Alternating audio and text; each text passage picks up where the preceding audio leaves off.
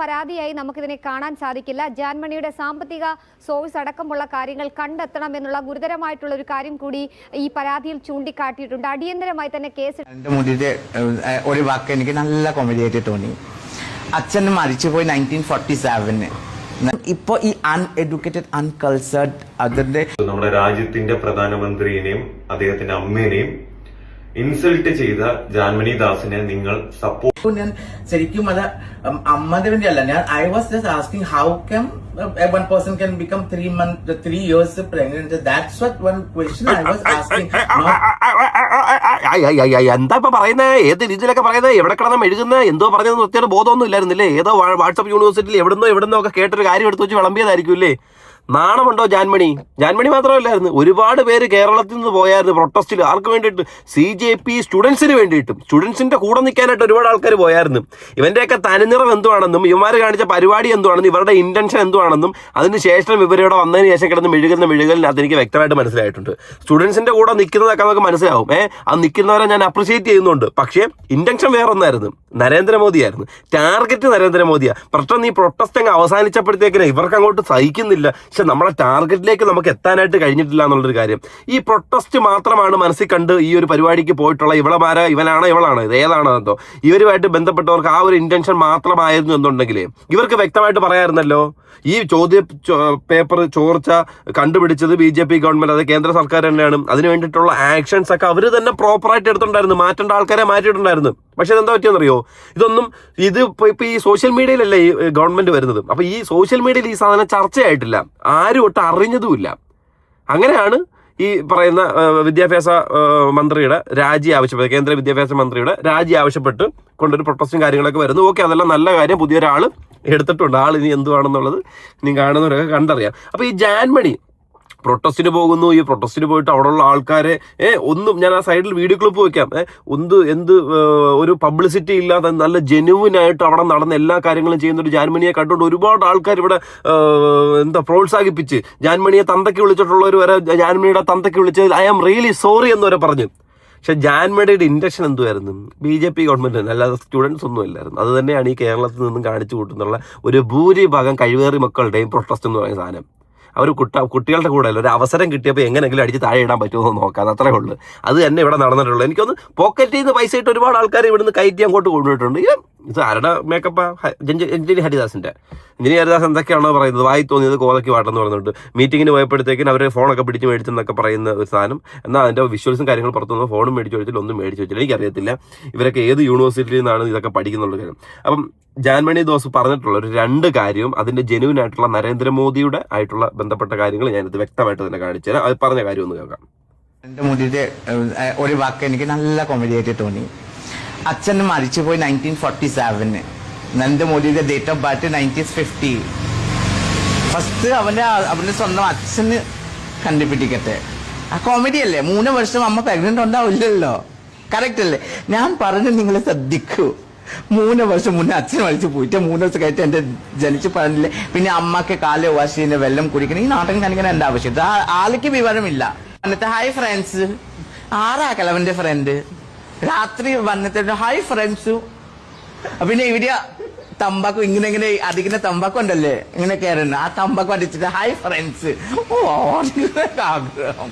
ഈ കേരളത്തിലെ BJP പറ്റത്തില്ല, അത്രേ ഉള്ളൂ. എനിക്ക് ഇഷ്ടമില്ല. ഈ കേരളം നമ്മൾ എങ്ങനെ ഉണ്ടോ അങ്ങനെ മതി, അത്രേ ഉള്ളു. കേരളത്തിൽ BJP പറ്റത്തില്ല എന്നൊരു ബംഗാളി പറയുന്നത്. ഇതാണ് നിന്റെ ഇന്റൻഷൻ. നീ പറഞ്ഞില്ല മറ്റേ ദമ്പാക്ക് വെച്ചിട്ട് ഇങ്ങനെ ഇരിക്കുന്നു. ഇതെല്ലാം എന്താണെന്നറിയോ?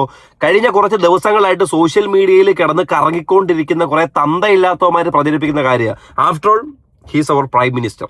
അത് മറക്കരുത്. അതിപ്പോൾ ഏത് പാർട്ടി എന്താണെങ്കിലും ശരി, പ്രൈം മിനിസ്റ്ററെ ഇതുപോലെ ഇട്ട് നാറ്റിക്കുന്നതിന് എൻ്റെ രാജ്യത്തെ നാറ്റിക്കുന്ന തുല്യമായിട്ട് കാണുന്ന ഒരാൾ തന്നെ ഞാൻ. അതുകൊണ്ട് ഈ തന്തയില്ലാത്ത, നിങ്ങൾക്ക് തന്ത ഉണ്ടോയെന്ന് പോലും എനിക്കറിയത്തില്ല.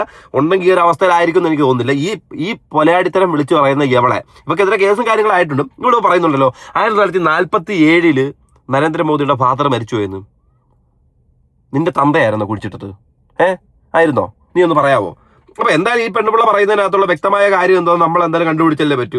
ഞാൻ അറ്റ്ലസ് എന്ത് ചെയ്തു, ഈ ഒരു കാര്യം തന്നെ നോക്കി. നരേന്ദ്രമോദിയുടെ പ്രായം 75 വയസ്സ്, ബോൺ 1950. കറക്റ്റായിട്ട് ആ കാര്യങ്ങളൊക്കെ കറക്റ്റായിട്ടുണ്ട്. ഇനി ഫാദറിന്റെ കാര്യം നോക്കിക്കഴിഞ്ഞാൽ നരേന്ദ്രമോദീസ് ഫാദർ വാസ് ദാമോദർദാസ് മുൾചന്ദ് മോദി. അദ്ദേഹം ജനിച്ചത് 1915, മരിച്ചത് 1989. എവിടെയാ? 1989. അമ്മ കിടക്കുന്നത് ഹീരാബിൻ മോദി 1923 ജനനവും 1922 ഡിസംബർ 30 മരണം, 99 വയസ്സിൽ. ഇതിനകത്ത് എവിടെയാടി 1947 നീ കണ്ടത്? ഏത് കാലിൻ്റെ ഇടയെന്നാണ് നീ കണ്ടത് 1947? ഇവളുടെയൊക്കെ ഇന്റൻഷൻ എന്താണെന്നറിയോ? നരേന്ദ്രമോദി BJP സർക്കാർ ഈ സാധനത്തിനെ അടിച്ച് താഴെ ഇടുക. ഇത് തന്നെയാണ് കാണിച്ചുകൊണ്ടിരിക്കുന്നത്. ഞാൻ വ്യക്തമായിട്ടുള്ള എക്സാമ്പിൾ പറയട്ടെ. ഇത് ജാൻമണി മാസിന്റെ മാത്രം മെന്റാലിറ്റി അല്ല, ഇവിടെ പടർന്നുകൊണ്ടിരിക്കുന്ന ഒരു വൃത്തികെട്ട മെന്റാലിറ്റിയാ. നിങ്ങൾ കഴിഞ്ഞ ദിവസം മോഹൻലാലിന്റെ മകള് വിസ്മയ പ്രൊട്ടസ്റ്റിനെ അനുകൂലിച്ചുകൊണ്ട് ഗവൺമെന്റിനെ എതിർത്തുകൊണ്ട് ഒരു പോസ്റ്റ് ഇട്ടപ്പോഴത്തേക്കിന് ആ പോസ്റ്റിന്റെ താഴെ പോയിട്ട് നിന്റെ അച്ഛൻ്റെ അടുത്ത് പറഞ്ഞു നിനക്ക് മനസ്സിലാക്കി തരുന്നില്ല എന്ന് അവൾക്ക് കമന്റും, നേരെ മോഹൻലാലിന്റെ അടുത്ത് ചെന്നിട്ട് മകളെ നല്ലോണം നോക്കി വളർത്തിക്കൂടെ എന്ന് പറഞ്ഞുകൊണ്ട് മോഹൻലാലിന്റെ താഴെ ഒരു കമന്റ് വരുന്നു. ഇതേ മെന്റാലിറ്റി തന്നെ ചിന്തിക്കുന്ന ആൾക്കാരാണ് തൊട്ടപ്പുറത്ത് പേർളി മാണി എനിക്ക് ഇഷ്ടപ്പെട്ട കളർ കാവ്യാണെന്നും ആ പ്രൊട്ടസ്റ്റിനെ അനുകൂലിച്ചോ പ്രതികൂലിച്ചോ ഒരു പോസ്റ്റ് ഇട്ടപ്പോഴത്തേന് അൺഫോളോ അടിച്ചു പോകുന്നത്. എന്താണ് അഭിപ്രായ സ്വാതന്ത്ര്യം? ഇവർക്കും ഒരേപോലെ തന്നെ അല്ലേ? നിങ്ങൾ അതായത് ഈ എതിർത്ത് നിന്നവര് വിസ്മയ പറഞ്ഞ കാര്യത്തിന് സപ്പോർട്ട് ചെയ്തവരാണ് ഈ പേർളി പറഞ്ഞപ്പോഴത്തേന് അതിനെ സപ്പോർട്ട് ചെയ്യാൻ നിൽക്കുന്നത്. അപ്പോൾ ഒന്ന് ആലോചിച്ച് നോക്കണം മെന്റാലിറ്റി എന്തുവാന്ന്. Induction is very clear.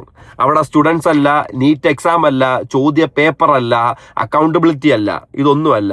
The ultimate aim Narendra Modi. കഴിഞ്ഞ 10 വർഷത്തിന് മേളിലായില്ലേ? ഒറ്റയടിക്ക് നിൽക്കുമല്ലേ? ഇടാൻ പറ്റുന്നില്ല. ഒരു വ്യക്തമായുള്ള ഒരു ഒപ്പോണന്റ് ഇല്ല. ആ ഒപ്പോണന്റ് രാഹുൽ ഗാന്ധിയെ കൊണ്ടൊന്നും നടക്കുന്ന കാര്യമൊന്നുമല്ല. പിടിച്ച് കുലുക്കാൻ പോലും പറ്റത്തില്ല. ഈ നരേന്ദ്രമോദി പാർലമെന്റിൽ വരുമ്പോഴത്തേക്കിന് അവിടെ ഒരു നിശബ്ദമാവുമെന്ന് പറയുന്നത്. അത് ഞാനല്ല പറയുന്നത്, ബഹുമാനപ്പെട്ട LDF സർക്കാരിന്റെ MP ആയിട്ടുള്ള ജോൺ ബ്രിട്ടാസാണ് പറഞ്ഞിട്ടുള്ളത്. അവിടെ ഫുള്ള് നിശബ്ദമായിരിക്കുമെന്ന്. ഒരു രാജാവ് കയറി വരുന്ന അതേ അന്തരീക്ഷമായിരിക്കുമെന്ന്. ഒരു എതിർകക്ഷിയിൽ നിൽക്കുന്ന ഒരു MP ഇതുപോലെ പരാമർശിക്കണമെന്നുണ്ടെങ്കിൽ അത്രയും വലിയ ഒരു ഇമ്പാക്റ്റ് അവിടെ ക്രിയേറ്റ് ചെയ്യുന്നുണ്ട്. ആ ഒരു ഇമ്പാക്റ്റിലൊന്നും ഈ പറയുന്ന ഒപ്പോണന്റായിട്ട് നിൽക്കുന്ന രാഹുൽ ഗാന്ധിയെ കൊണ്ടൊന്നും നടക്കുന്ന കാര്യമല്ല. അവസാന ഇലക്ഷന് നമ്മൾ കണ്ടതാണ് എത്ര സീറ്റ് കയറിപ്പോയെന്നുള്ളത്. ഈവൻ വെസ്റ്റ് ബംഗാളിൽ വരെ നടന്നത് എന്താണെന്ന് അവസാനം കണ്ടതാ. പിന്നെ ഇപ്പം ചെയ്യാൻ പറ്റുന്ന ഏറ്റവും വലിയൊരു കാര്യം എന്താണ്? സ്റ്റുഡൻസിനെ യൂണിയൻ ആക്കുക, സ്റ്റുഡൻസിനെ കൂട്ടുക. സ്റ്റുഡൻസ് ആയിരിക്കും ഏറ്റവും കൂടുതൽ ഈ പറയുന്ന മൊബൈൽ ഫോൺ ഉപയോഗം. ഈ മൊബൈൽ ഫോൺ ഉപയോഗത്തിൽ കൂടെ ഇവരുടെ മനസ്സിലേക്ക് തെറ്റായിട്ടുള്ള തെറ്റിദ്ധാരണകൾ കുത്തി നിറയ്ക്കുക. അതിനകത്ത് ഒരുപാട് പേര് ഈ ജെൻ സി, ആൽഫ ഇനി ആയിരിക്കില്ലേ തുടങ്ങിയ ആൾക്കാർ തെറ്റിദ്ധരിക്കപ്പെടുന്നുണ്ട്. ഞാൻ ഇപ്പോഴും പറയുന്നുണ്ട്, എടാ ഒരുത്തൻ അടിക്കാൻ പറയുമ്പോൾ അടിക്കാതെ ആ അടിക്കാനുള്ള കാരണം എന്താണെന്ന് നിനക്ക് മനസ്സിലാക്കണം. ആ മനസ്സിലായിട്ട് അടിക്കാനായിട്ട് നിൽക്കാവൂ. അത്രേ ഉള്ളൂ.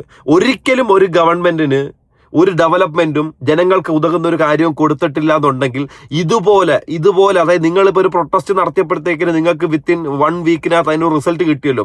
അതുപോലൊരു സാഹചര്യം ഒരു സമൂഹത്തിലാണ് ഞാനും നീ ഉൾപ്പെടെയുള്ള ആൾക്കാർ ജീവിക്കുന്നത് അല്ലേ?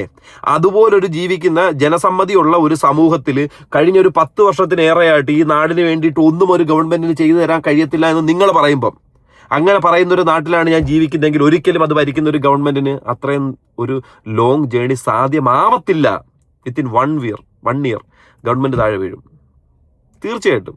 അപ്പോൾ നിങ്ങൾ ആലോചിക്കുക, ഇന്റൻഷൻ ഈസ് വെരി ക്ലിയർ. എന്താണ് ഗവൺമെന്റിനെ താഴെ ഇറക്കുന്നതിലൂടെ ആരുടെയൊക്കെ രാഷ്ട്രീയ താല്പര്യം, ആരുടെയൊക്കെ മത താല്പര്യം, ഇതെല്ലാം ജനങ്ങൾക്കിടയിലേക്ക് ഇഞ്ചക്ട് ചെയ്ത് കയറ്റുക. അത് തന്നെയാണ് പ്രകടമായിട്ട് ഇപ്പം കാണുന്നത്. അവിടെ ഇവിടെയും തൊടാതെ ഒരുപാട് വ്യക്തികൾ. ഇപ്പൊ കഴിഞ്ഞ ദിവസം മറ്റേ മുഹമ്മദ് ആസിഫോ അവനൊരു വീഡിയോ ഇട്ടായിരുന്നല്ലോ, പാർലമെന്റ് അടിച്ചു തകർക്കണം എന്നൊക്കെ പറഞ്ഞുകൊണ്ട്. അവസാനം അവൻ മാപ്പ് പറഞ്ഞൊരു വീഡിയോ ഇട്ടില്ലേ? അവന്റെ ഇന്റൻഷൻ ഈസ് വെരി ക്ലിയർ. അവൻ പൊട്ടനൊന്നുമല്ല, അവൻ പൊട്ടനുമല്ല, മണ്ടനുമല്ല, മണ്ടബുദ്ധിയല്ല. അവന്റെ മനസ്സിലുള്ള സാധനം അവൻ്റെ അടുത്ത് ഇട്ട് അവൻ്റെ ആഫ്റ്റർ എഫക്ട് എന്തോന്നും അറിയത്തില്ലായിരുന്നു. അത് മാത്രമേ ഉള്ളൂ. പക്ഷെ അവന്റെ മൈൻഡിലുള്ള സാധനം അതായിരുന്നു. അതുപോലെ പറയുന്ന ഒരുപാട് എണ്ണമുണ്ട്, ഒരുപാട് ചിന്തിക്കുന്നവരുണ്ട്. അവരായിരുന്നു ഈ ഒരു പ്രൊട്ടസ്റ്റിനെ ഏറ്റവും കൂടുതൽ അനുകൂലിച്ചത്, പിടിച്ചു നിർത്താൻ നോക്കിയത്. പിടിച്ചു നിർത്തിയിട്ട് എന്തോ വേണം? അവർക്കത് പിടിച്ചു നിർത്തുന്നതിലൂടെ എങ്ങനെങ്കിലും ഈ ഗവൺമെന്റിനെ താഴെ ഇറക്കുക, പുതിയൊരു ഭരണം കൊണ്ടുവരിക, മാറ്റങ്ങൾ കൊണ്ടുവരിക. ഇതാണ് അവർ ചിന്തിക്കുന്നത്. മാറ്റങ്ങൾ കൊണ്ടുവരാൻ നല്ലത് എങ്ങനെ ആയിരിക്കണം? അത് ജനസമ്മതിയോട് കൂടിയുള്ളൊരു മാറ്റമായിരിക്കണം. അതിൻ്റെ പ്രൊട്ടസ്റ്റ് കാണിച്ചിട്ടുള്ള മാറ്റം കൊണ്ടുവരേണ്ടത്. ഞാനതിന് പിള്ളേരെ സമരം അതെല്ലാം വെരി ക്ലിയർ, അത് ട്രാൻസ്പെറൻറ്റാണ്. പക്ഷേ അതിനെ സപ്പോർട്ട് ചെയ്ത ഒരു നായിൻ്റെ മക്കളെ ഞാൻ സപ്പോർട്ട് ചെയ്തില്ല. സപ്പോർട്ട് ചെയ്തിട്ടുള്ള രാഷ്ട്രീയ കക്ഷികളെ, മതകക്ഷികളെ ഞാൻ സപ്പോർട്ട് ചെയ്യത്തില്ല. അവൻ്റെയൊക്കെ വേണ്ടി ഇനി ഞാൻ വിളിക്കും, തന്തയ്ക്ക് തന്നെ വിളിക്കും, അത്രേ ഉള്ളൂ. ഇതെൻ്റെ ക്ലിയർ ആയിട്ടുള്ള എൻ്റെ സ്റ്റേറ്റ്മെൻറ്റാണ്. ഇതിനകത്തൊരു മാറ്റമില്ല. ഞാൻ വീഡിയോ ചെയ്യുന്നെങ്കിൽ എൻ്റെ സ്റ്റേറ്റ്മെൻറ്റ് ഞാൻ ഉറച്ചു നിന്ന് തന്നെ വീഡിയോ ചെയ്യും. ഇപ്പം ഇതുമായിട്ട് ബന്ധപ്പെട്ട് റോബിൻ രാധാകൃഷ്ണൻ പ്രതികരിക്കുന്നുണ്ട്. റോബിൻ രാധാകൃഷ്ണൻ, ഞാൻ ആദ്യമായിട്ട് റോബിൻ രാധാകൃഷ്ണൻ കുറേ നാൾക്ക് ശേഷം വീഡിയോ എടുക്കുന്നത് കേട്ടോ. എല്ലാവർക്കും നമസ്കാരം. ഞാൻ ഡോക്ടർ റോബിൻ രാധാകൃഷ്ണൻ. സോ എനിക്ക് വ്യക്തിപരമായിട്ട് ഇഷ്ടമുള്ള ഒരു വ്യക്തിയായിരുന്നു ജാൻമണി ദാസ്. പക്ഷെ നമ്മുടെ രാജ്യത്തിന്റെ പ്രധാനമന്ത്രിയെയും അദ്ദേഹത്തിന്റെ അമ്മേനെയും ഇൻസൾട്ട് ചെയ്യുന്ന രീതിയിലുള്ള സ്റ്റേറ്റ്മെന്റ്സ് ജാൻമണി ദാസ് പറയുന്നതായിട്ട് ഞാൻ സോഷ്യൽ മീഡിയയിൽ കണ്ടു. തെറ്റായിട്ടാണ് എനിക്ക് തോന്നിയത്. എനിക്ക് അതിനോട് യോജിക്കാൻ ഒരിക്കലും പറ്റത്തില്ല. എനിക്ക് നിങ്ങളുടെ അഭിപ്രായം അറിയണമെന്നുണ്ട്. സോ നമ്മുടെ രാജ്യത്തിന്റെ പ്രധാനമന്ത്രിയെയും അദ്ദേഹത്തിന്റെ അമ്മേനെയും ഇൻസൾട്ട് ചെയ്ത ജാൻമണി ദാസിനെ നിങ്ങൾ സപ്പോർട്ട് ചെയ്യുന്നോ അതോ നിങ്ങൾ അതിനോട് വിയോജിക്കുന്നു? നിങ്ങളുടെ അഭിപ്രായങ്ങൾ താഴെ കമന്റ് ചെയ്യുക. Thank you. ഓക്കെ, സപ്പോർട്ട് ചെയ്തതെന്ന് വെച്ചാൽ ഞാൻ സപ്പോർട്ട് ചെയ്യേണ്ട ആവശ്യമൊന്നും ഇല്ലല്ലോ. പിന്നെ എന്തിനാ? അതിന്റെ ഒരു ആവശ്യമില്ല. സപ്പോർട്ട് ചെയ്യാൻ പാകത്തിലുള്ള നല്ല കർമ്മങ്ങളൊന്നും അല്ലല്ല ഈ പോയി തെറ്റി ഞാൻ വല്ലതും പറയാൻ വിളിച്ചു കേട്ടോ. ബാക്കി അവർക്ക് പറയാനുള്ളത്. ഇപ്പോൾ ഈ അൺഎഡ്യൂക്കേറ്റഡ് അൺകൾച്ചർഡ് അതിൻ്റെ ഹിസ്റ്ററി നോക്കൂ. ഹിസ്റ്ററി നോക്കിയിട്ട് തന്നെ മനസ്സിലാവും. ഈ വലിയ വലിയ PM CM ഡൽഹിയിൽ ഇരിക്കുന്ന എല്ലാം ഈ പൊട്ട ഗവൺമെൻറ്റിൽ എഡ്യൂക്കേഷനേ ഇല്ല. റിയലി? നാളെ പോലെ നിന്നെ ഇരുത്തട്ടെ PM ആയിട്ട്, തമ്പാക്ക് വിൽപ്പനയായിട്ട് ഇരുത്തട്ടെ. ഇരുത്തട്ടെ. നീ ഏത് യൂണിവേഴ്സിറ്റിയിൽ നിന്നാണ് ഇത് പഠിക്കുന്നത്? എനിക്കത് മാത്രമാണ്. ഇത് ഏത് യൂണിവേഴ്സിറ്റിയിൽ നിന്നാണ് ഇത് പഠിക്കുന്നത്? ഒരു അൺകൾച്ചേർഡ് ആയിട്ടുള്ള, ഒരു വിദ്യാഭ്യാസമില്ലാത്ത ഒരു വ്യക്തിയെ നിങ്ങൾ ഈ പറയുന്നത്, ഞാൻ ജീവിക്കുന്ന എൻ്റെ നാട്ടിലെ പ്രധാനമന്ത്രിയെ കുറിച്ചാണ് ആണല്ലോ. അങ്ങനെ ഒരു വ്യക്തിയെ എങ്ങനെയാണ് ഒരു നാട് ഭരിക്കാനായിട്ട് കഴിയുന്നത്? വിവരമില്ലാത്തൊരു വ്യക്തിക്ക് എങ്ങനെയാണ് നാട് ഭരിക്കാനായിട്ട് കഴിയുന്നത്? ഞാനും സോഷ്യൽ മീഡിയ യൂസ് ചെയ്യുന്നതാണ്, ഞാനും ഇതൊക്കെ ഫോളോ ചെയ്യുന്നുണ്ട്. ചിലപ്പോൾ നിങ്ങളുടെ ഫീൽഡിൽ ഇത് നിങ്ങൾ കാണുന്നില്ലായിരിക്കും. നമ്മുടെ രാജ്യത്ത് നിന്ന് മറ്റൊരു രാജ്യത്തിലേക്ക് പോകുമ്പോഴത്തേക്കിന് നമ്മുടെ രാജ്യത്തിൻ്റെ മൂന്നാമത്തെ പ്രധാന പൗരനാണ് പ്രധാനമന്ത്രി. രാഷ്ട്രപതി, ഉപരാഷ്ട്രപതി, പ്രധാനമന്ത്രി. ആ പ്രധാനമന്ത്രി ഉൾപ്പെടെയുള്ളവർക്ക് കിട്ടുന്നൊരു വരവേൽപ്പുണ്ട്. മേ ബി പ്രധാനമന്ത്രി ഇല്ലെങ്കിൽ പോലും അതിന് പകരമായിട്ട് വേറൊരാൾ എവിടെയാണോ പോകുന്നത് അവർക്ക് കിട്ടുന്നൊരു വരവേൽപ്പുണ്ട്. ആ വരവേൽപ്പ് കഴിഞ്ഞ 10 കൊല്ലത്തിന് മുമ്പ് കണ്ട ഒരു രീതിയിലല്ല ഇപ്പം ഞാൻ കാണുന്നത്. അത് വിവരമില്ലായ്മ കൊണ്ടല്ല, വിവരമില്ലാത്തതുകൊണ്ട് നടക്കുന്നതല്ല. അത് മനസ്സിലാക്കുക. നീ ഏതോ വാട്സപ്പ് യൂണിവേഴ്സിറ്റിയിൽ കണ്ട റീലും നിങ്ങളുടെ ഒരു പൊട്ടക്കണത്തിൽ കിടക്കുന്ന കുറച്ചൊരു തവളകളുടെ മാത്രം സംസാര ശൈലിയിലുള്ള കുറേ സാധനങ്ങൾ എടുത്തിട്ട് വന്നിട്ട് നിന്റെ intention very clear, BJP government ഇഷ്ടമല്ല, അതുകൊണ്ട് എന്ത് വേണമെങ്കിലും പറയാം എന്ന രീതിയിലാണ് ഈ സാധനം പോയിക്കൊണ്ടിരിക്കുന്നത്. After all BJP government, RSS, whatever. ഞാൻ ഈ പറയുന്നത് എൻ്റെ രാജ്യം ഭരിക്കുന്ന ആൾക്കാരെ കുറിച്ചും കേന്ദ്രത്തിനെ കുറിച്ചും കംപ്ലീറ്റ്ലി ക്ലിയർ. എനിക്ക് അതിനോട് ഒരു തരത്തിലുള്ള യോജിപ്പും ഇല്ല. അത് എൻ്റെ ഇന്റൻഷനും എൻ്റെ ക്ലിയർ ആയിട്ടുള്ള കാര്യമാണ്. ഒരു ചായ വിൽക്കുന്ന ഓരോ ആൾക്ക് എങ്ങനെ അറിയാം? ചായ മാത്രമേ അറിയത്തുള്ളൂ അല്ലേ? അതിന്റെ കൂടുതലൊന്നും അറിയത്തില്ല. അത് പറഞ്ഞിട്ട് കാര്യമില്ല. ഇപ്പം മറ്റേ കുനിഞ്ഞു നിന്ന് പൈസ ഉണ്ടാക്കുന്നവർക്ക് ഇപ്പൊ ചിലപ്പം മേക്കപ്പ് ഇട്ട് കൊടുത്ത് ഉണ്ടാക്കാനായിട്ട് കഴിയുമായിരിക്കും. അതിന് വേറെ ഐസ് ഒന്നും ഇല്ല കേട്ടോ. എഡ്യൂക്കേഷൻ വേണം. നമ്മളുടെ ഒരു വീട്ടിൽ ഞാൻ പറഞ്ഞല്ലേ, എഡ്യൂക്കേഷൻ്റെ സ്കൂളിംഗ് അല്ല, ഒരു ബേസിക് മാനേഴ്സ്, ബേസിക് എഡ്യൂക്കേഷൻ വേണം. ബേസിക് എഡ്യൂക്കേഷൻ എന്ന് ഒന്ന് പറയാം. ബേസിക് എഡ്യൂക്കേഷൻ എന്ന് പറയാം. ഞാൻ പറയണേ, നീ എന്തിനാണ് ബംഗാളി ഇവിടെ വന്നിട്ട് ജീവിക്കുന്നത്? എന്തിനാ നീ എന്തിനാ നിനക്ക് അവിടെ പോയിക്കൂടെ? നിന്റെ നാട്ടിൽ പോ. സഹോദരന്മാർ അച്ഛനമ്മയൊക്കെ അവിടെ കിടക്കുമല്ലേ? ഇവിടെ വന്നതിനായിട്ട് തോണ്ടിക്കൊണ്ട് അവിടെ പോയി ഇങ്ങനെ തോണ്ടിയാൽ പോരെ? എന്തിനാ തോണ്ടുന്നത്? എന്താ പിന്നെ അൺകൾച്ചർഡ് ഫില എന്നൊക്കെ പറയുന്നതായിട്ട്. എന്തായാലും ഇതുമായിട്ട് ബന്ധപ്പെട്ട് പുള്ളിക്കാരിക്ക് കേസ് ആയിട്ടുണ്ട്. അതിന് മുമ്പ് ഒരു മാപ്പപേക്ഷ ഉണ്ട്. അത് നമുക്കൊന്ന് കാണാവേ. അതാണ് കോമഡി. അപ്പോൾ എൻ്റെ ഒരു വീഡിയോ ഭയങ്കരമായിട്ട് പ്രശ്നം ആയിപ്പോയി. അതെനിക്ക് സത്യം പറഞ്ഞില്ല, എനിക്ക് അറിയത്തില്ല. ഞാനൊരു കോണ്ടന്റ് അവിടെ നോർത്ത് ഇന്ത്യയിലെ ഡൽഹിയിലെ, ഇത് നമ്മളുടെ ഇവിടെ തന്നെയല്ല, ഡൽഹിയിലെ ഒരു കോണ്ടന്റ് കണ്ടിട്ട് ഞാൻ എനിക്ക് മീഡിയ ചോദിക്കുന്ന ടൈമിൽ അത് പെട്ടെന്ന് നമ്മൾ സംസാരിച്ചിട്ട് ഞാൻ വീഡിയോയുടെ കാര്യം ഞാൻ പറഞ്ഞു. സോ എനിക്ക് ചിലപ്പോൾ എൻ്റെ മലയാളം രീതി പറയുന്നത് അത് ശരിയാവട്ടില്ല. അതന്നെയാണ് കാരണം. പിന്നെ അത് ഞാൻ മോർണിംഗ് വോക്കില് ഇറങ്ങി. സോ എനിക്ക് കുറെ ത്രെറ്റനിങ് കോൾ മോർണിംഗ് മുതൽ വന്ന് തുടങ്ങുന്നത് എനിക്ക് കാര്യം മനസ്സിലായിട്ടില്ല. അതൊക്കെ എനിക്ക് കുറെ മെസ്സേജസ് വന്ന് ഞാൻ ഓപ്പൺ ചെയ്ത് കണ്ടിട്ട് എന്റെ കുറെ ഫാൻസ് എന്നെ വിളിച്ചിട്ട് പറഞ്ഞു, ജാൻബ എങ്ങനെയാണ്, ഇതാ ശരിയില്ലാത്തതാണ്, ഇത് ഭയങ്കര പ്രശ്നമാണ് പറഞ്ഞിട്ട് ഞാൻ അപ്പം തന്നെ അത് വീഡിയോ ഞാൻ എന്താ പറയുക കൊടുക്കുന്ന ആൾക്കാരൊക്കെ വിളിച്ചിട്ട് ഞാൻ അത് മൊത്തം ഡിലീറ്റാക്കാൻ വേണ്ടി പറഞ്ഞു. പിന്നെ ഞാൻ എന്താ ചെയ്യാൻ എനിക്കറിയില്ല. കാരണം എനിക്ക് കുറെ ത്രെറ്റനിങ് കോൾസ് മീൻസ് കുറെ from Saudi Arabia, Abu Dhabi and from India, from Kerala, everywhere it was coming. So എനിക്ക് സെക്ടർ പറഞ്ഞ എനിക്ക് ആരൊക്കെ ഹേർട്ട് ആക്കുന്ന വേണ്ടിയല്ല. ഞാൻ ബേസിക്കലി നമ്മളുടെ PMക്ക് ഞാൻ ശരിക്കും അത് അമ്മയുടെ വേണ്ടിയല്ല, ഞാൻ I was just asking how come one person can become 3 months. ഇങ്ങനൊന്നും അല്ലല്ലോ നീ കഴിഞ്ഞ വീഡിയോയിൽ പറയുന്നത്. ആ വീഡിയോയ്ക്കകത്തുള്ള നിന്റെ സ്വഭാവം എന്താണ്, നിന്റെ ഇന്റൻഷൻ എന്താണെന്ന് വ്യക്തമായിട്ട് മനസ്സിലായിട്ടുണ്ടല്ലോ. ഇപ്പൊ ഈ കാണിക്കുന്നതാണ് അഭിനയം, നേരത്തെ കാണിച്ചത് റിയാലിറ്റി. അത് കാണുന്നത് ഞങ്ങൾക്ക് മനസ്സിലാവുന്നുണ്ട് കേട്ടോ. ഇനി കൂടുതൽ ഇതിനകത്ത് കിടന്ന് ഉരുണ്ട് പിഴിണ്ട് ആ ചെളിയെല്ലാം കൂടെ വാരി തേച്ച് അവസാനം തീട്ടത്തിനകത്ത് കിടന്ന് എഴേണ്ട ആവശ്യമൊന്നുമില്ല. കംപ്ലീറ്റ്ലി നീ ഒരു തീട്ടം തന്നെ, അത് വേറെ കാര്യം. The 3 years of pregnancy, that's what one question I was asking, not to the Modi ji, that was I'm asking that about this content. And that one's become like very much viral and people are very much angry, and I never thought like I want to hurt anybody because I really don't want to hurt anyone. And I don't want to hurt anybody. എങ്ങനെ നീ പറയുന്നത് 1947 മരിച്ചു, മോദി ജനിച്ചത് 50-ലാണ്, 3 വർഷം ഒരു പെണ്ണിന് ഗർഭം കൊണ്ട് നടക്കാൻ പറ്റുമോ നീ ചോദ്യം ചെയ്ത്? അത് ആരെ ഹേർട്ട് ചെയ്യുന്ന കാര്യമില്ലല്ലേ? ചിലപ്പോൾ നിന്റെ തന്തയും നിന്റെ തള്ളയും അങ്ങനെ ഉണ്ടെങ്കിൽ ചിലപ്പോൾ അങ്ങനെ ആയിരിക്കും നിന്നെ പഠിപ്പിച്ചിട്ടുള്ളത്. അത് കേൾക്കുമ്പോൾ നിന്റെ തന്തയ്ക്കും നിന്റെ തള്ളയ്ക്കും ഹേർട്ട് ആവത്തില്ലായിരിക്കും, കാരണം അവർക്ക് ചിലപ്പോൾ തന്തയും തള്ളയും കാണത്തില്ലായിരിക്കും. അതുപോലെ ആയിരിക്കത്തില്ല ബാക്കിയുള്ളവർക്ക് ഉണ്ടാവുന്നത്, ഹേർട്ട് ആവും കേട്ടോ. ആ ഹേർട്ട് ആവുന്നതാണ് ഇവിടെ കണ്ടിരിക്കുന്നത്. അതുകൊണ്ടാണ് നീ ഇപ്പൊ കുത്തിയിരുന്നിട്ട് വെൽ ഡ്രസ്സറായിട്ട് വന്നിരുന്നോണ്ട് മേക്കപ്പ് പോലും ഇടാതെ, എനിക്കൊന്നും ലിപ്സ്റ്റിക്ക് പോലും ഇട്ടിട്ടില്ല, കുമാരേട്ടൻ വന്നിരുന്ന് മെഴുകിക്കൊണ്ടിരിക്കുന്നത്. അത്രേ ഉള്ളു കേട്ടോ. എനിക്ക് എന്റെ കയ്യിലേക്ക് എന്തെങ്കിലും തെറ്റപ്പെട്ടിട്ടുണ്ടെങ്കിൽ obviously I am so sorry. എനിക്ക് പബ്ലിക്കലി ഞാൻ അപ്പോളജൈസ് പറയുന്നുണ്ടോ, കാരണം എനിക്ക് ഒരു ചെറിയ കുട്ടി വിചാരിച്ചിട്ട് നിങ്ങളെ ക്ഷമിക്കണം, കാരണം ഇതെന്റെ മേലിലേക്ക് എനിക്ക് പറയാനോ ഒന്നുമില്ല, അതുണ്ടാവില്ലേ. പിന്നെ അപ്പൊ ഞാൻ ഈ പ്രശ്നം വന്ന് കഴിഞ്ഞിട്ട് ഞാൻ തിരിച്ചു പോയി ആരൊക്കെ അയച്ചു കൊടുത്ത് നോക്കിയിട്ട് ആ വീഡിയോ ക്ലിക്ക് ചെയ്തിട്ട് അത് മൊത്തം കോണ്ടന്റ് ഓൾറെഡി ഡിലീറ്റ് ആയി. അതെനിക്ക് ഇങ്ങനെ പിന്നെ ഞാൻ ഓപ്പൺ ആക്കാൻ പറ്റത്തില്ല. സോ അതിന് കാരണം പിന്നെ എനിക്ക് ഞാൻ ഗൂഗിളിൽ പോയിട്ട് എല്ലാവരും പറഞ്ഞ ഗൂഗിളിൽ പോയിട്ട് സെർച്ച് ചെയ്യുന്ന പറഞ്ഞിട്ട് ഞാൻ ഗൂഗിളിൽ പോയിട്ട് സെർച്ച് ചെയ്ത് എനിക്ക് മനസ്സിലായത് ഇറ്റ്സ് മൈ മിസ്റ്റേക്ക്.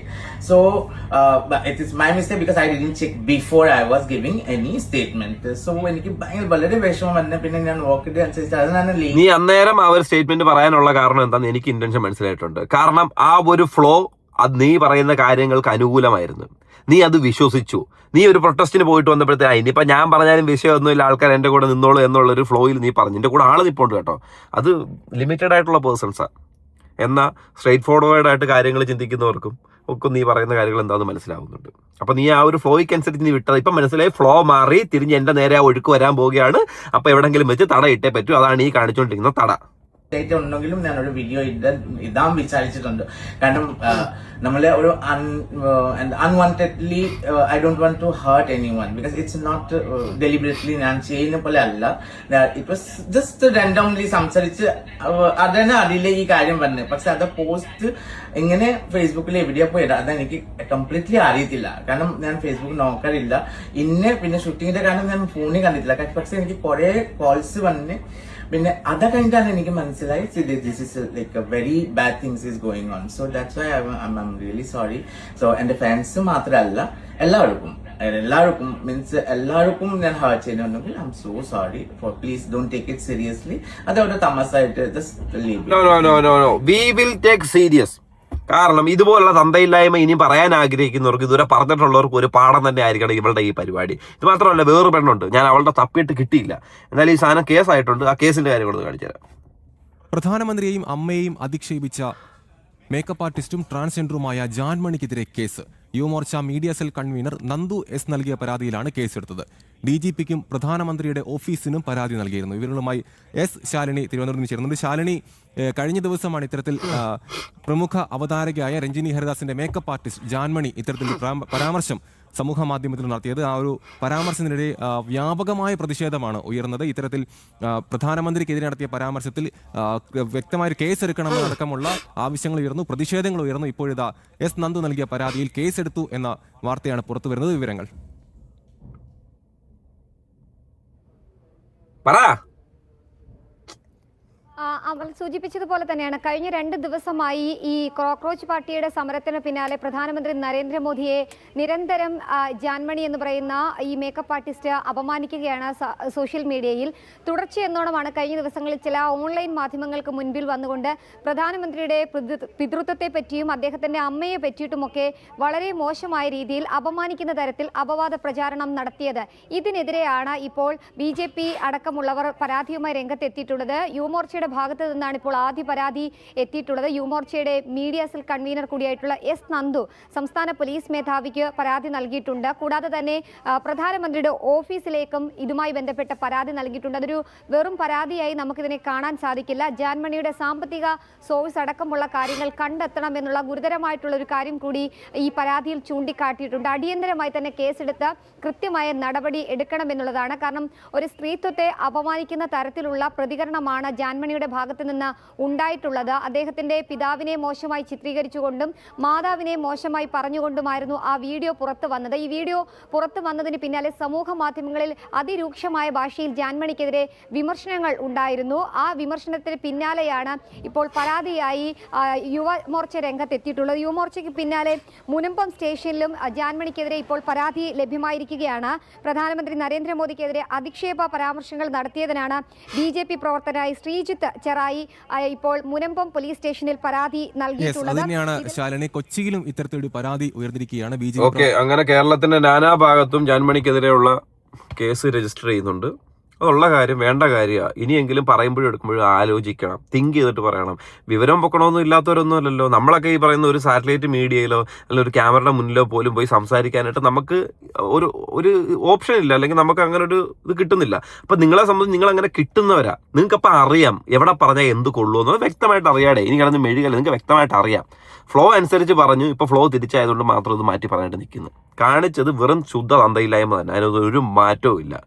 ഇതുപോലുള്ള കപടമായിട്ട് ജനങ്ങളെ സപ്പോർട്ട് ചെയ്യാൻ നിൽക്കുന്നത് ഇന്റൻഷൻ വേറെയാ, പക്ഷേ മറ്റൊരിടത്ത് ആവശ്യം വേറെ ആയതുകൊണ്ട് അവരുടെ കൂടെ എങ്ങനെയെങ്കിലും കൂടെ നിന്നിട്ട് നമ്മുടെ ഇന്റൻഷൻ സാധിപ്പിച്ചെടുക്കുക. അങ്ങനെ നിൽക്കുന്നവരെ അവോയ്ഡ് ചെയ്യുക, മാറ്റി നിർത്തുക. നേരെ പോ, പറയുന്ന കാര്യം തന്നെയാണ് ചെയ്യുന്നതെങ്കിൽ അതാണ് നല്ലത്. അങ്ങനെ ഇപ്പം നല്ലതാണെങ്കിലും ചീത്തയാണെങ്കിലും അവരെ നമുക്ക് വിശ്വസിക്കാം. അല്ല ഇതുപോലുള്ള ഈ തേർഡ് റേറ്റ് വാണങ്ങളൊന്നും വിശ്വസിക്കാനായിട്ട് നിൽക്കരുത്. അപ്പം